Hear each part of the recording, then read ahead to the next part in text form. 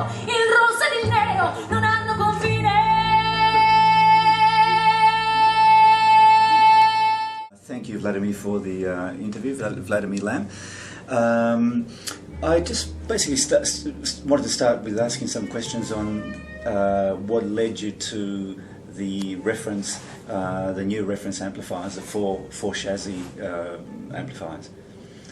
You mean ML3? Yes. Okay. This is like for many years.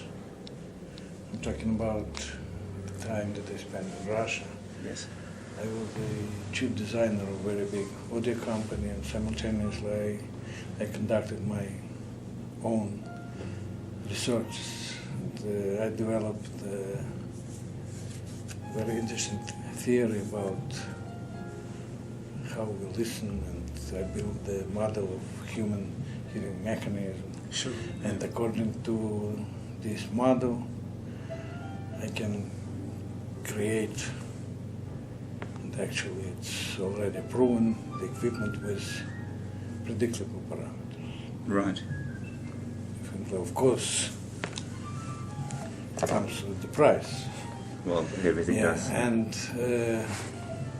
now, financially, I got a chance to create the model that is now it's very close to the real model, to what should be done to make a neutral equipment like as neutral as possible, but with the soul, you know. Our ML2 and then ML2.1 single-ended amplifiers were like a reference model for, I mean, in terms of the sound for everybody, you know. Sure. And the price was for two 18 watts monoblocks, it's about $30,000. Yeah. To make the next step,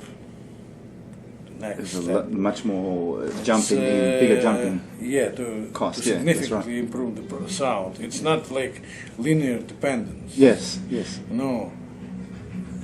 The price of the retail price of ML3, it's about 139, so around 130,000. Right. Yes. You understand what should be added? Yes. To the price of ML2 to get that sort of sound, ultimate sound. Yes. ML2. Sure. And practically simultaneously, I developed the line stage preamp. I was going to ask you what sort of circuitry that should work with ML3. Yes. It's also mono preamp, two mono blocks and two corresponding power supplies. Yes. Yeah. Actually, LL1, this is the front end of the ML3. Okay, so it's the differences in the power supply. No, it's the ML3's front end has two stages. Like the first stage, it's 12AX7. Yes. And the second stage, it's a Russian 6N33P. These are well-known tubes. Yes. Everybody call them super tubes. Super tube, yes. Yes. 4 tubes in parallel. Right. LL1, actually these 4 tubes in parallel. Okay. It's the same stage, but lower plate voltage, because we don't need such a high plate voltage for preamp. That's right. This is 100% synergism between these two units, because it's like they have the same each other, the same blood. You know? Right. Okay. Now, what would you say are the differences sonically? Obviously, big differences in the circuit. But what would you say are the differences sonically between your hybrid amplifiers and the ML3? You mean power amps or power amplifiers? Yes. You know, if we are talking about solid state electronics, I don't want to go to the technical aspects of these things, but to oversimplify. If we oversimplify everything, the solid-state electronics still has certain limitations. Yes. And this is nothing we can do. I know several We can designers cry, agree. we can pray, but Yeah. tubes are tubes, Yes. period. Yes. There is no magic, nothing, it can be proved technically and whatever. Yeah. No. My goal when I was working on the design M1, M1.1, then M1.2, to create the topology that will not nullify, but it will shadow all these negative aspects yeah. of solid state Right. electronics. Yeah. For example, the output stage, it's pure class A Right. with no overall feedback. It's class A solid state amplifier with no overall feedback. Right, It's okay. not simple. Yes, For that's right. example, at 8 ohms, the idle current is 2.5 amps. At 4 ohms, it's about 3.5 amps. Okay. You understand? This Yes. idle current and no feedback. Right, yes. This is like you have a tank and without the brake, you know. Yes. Right, okay. It's a wild machine. Yeah, and even no servo, nothing. Okay. Right. But I solved this problem. Yes. And actually, all these so-called solid-state, they're hybrid. There Yeah. is one tube in the second stage, That's right. and this is the reason Yes. for this.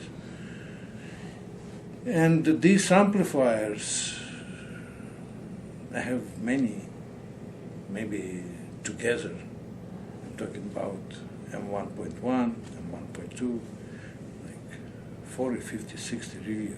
Yes. And every reviewer mentions that these amplifiers, they do not sound like, they have nothing common in terms of the sound with solid-state amplifiers. Right. They are sitting in between. Sure. You know, of course, I couldn't solve all the problems Yes. of the solid-state electronics. But if you are even a very serious audiophile and you have speakers with like average sensitivity, and Mhm. these are yeah. amplifiers for you, you know. But you recognise that solid state has some very positive aspects as well in terms of bass control and so on. Is that why? I don't recognize it. No, you don't recognise that. No, no. Why use In it terms at all? of the bass, Yes. if you put, for example, any solid-state amplifier, Mhm. including my amplifiers, Right. against, I'm talking about my design, Sure. Yeah. against ML2.1, ML2.2, ML3, Yes. you will find that the bass of these single-ended amplifiers Yes. is much deeper, much more natural than the Right. bass of these monsters, solid-state monsters. Right. I was talking in general, but yeah. No, if we are talking about these things, there is nothing No. that we say general. Right. In general. Okay. It's nothing. In general, it doesn't work. Right. Okay.